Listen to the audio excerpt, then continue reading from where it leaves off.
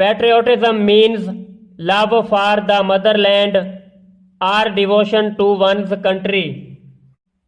हुब्बुल वतनी का मतलब है मादरे वतन से प्यार या अपने मुल्क से वालेहाना लगाओ.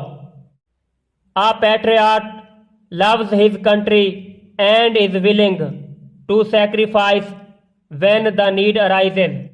एक मुहिब्बुल वतन अपने मुल्क से मोहब्बत करता है और ज़रूरत पड़ने पर कुर्बानी के लिए दिल से तैयार रहता है. The word patriot comes from the Latin word patriota, which means countryman. लफ्ज़ patriot लातीनी लफ्ज़ patriota से निकला है जिसका मतलब है हम वतन. It is considered a commendable quality. ये एक काबिल तहसीन खूबी तसव्वुर की जाती है.